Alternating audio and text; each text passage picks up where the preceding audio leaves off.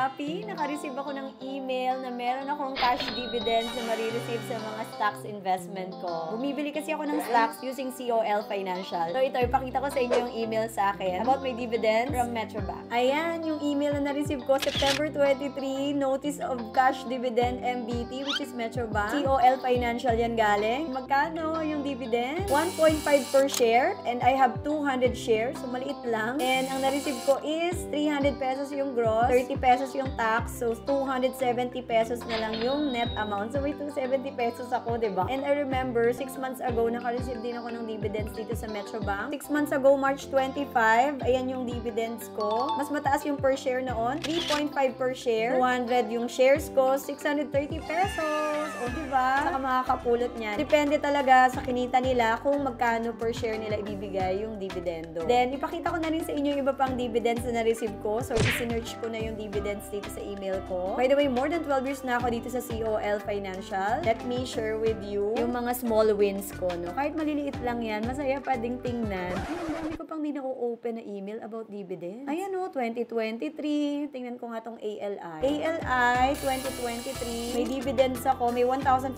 shares ako noon. 0.1495 per share. So, 188 pesos yung dividends ko sa ALI. Ito, RCR. May 31, 2023 pa yan. 404 pesos naman. RCR. Ito is REIT. FLI. Ito yung PhilInvest. Uy, meron akong 874. Ayan, oh. Dami kong shares sa PhilInvest, 27,000 shares. I have RLC as well. Sa RLC naman is 187 pesos. O, ayan, di ba? BDO. Sa BDO, ay, kasi paubos na to, binenta ko na yung stocks ko, so ayan, piso na lang. Ayan, RCR ulit. August 31, 2023, so 404 pesos, diba? O, ito, may MEG din pala ako noon. 415 pesos. SecB, Security Bank, 135 pesos. Ayan, may ALI ulit. Yung 6 months din ata itong ALI nagpapadala. Hindi ko na natatrack, 281 pesos. So, basta dumadating na lang yan. And ang dami. Pure Gold, pakita ko na rin sa inyo. 523 pesos. Ito ulit, Security Bank ulit. Ito, 2024 na to, 135 pesos. PhilInvest, June 6, 2024, 1,200. Ang saya.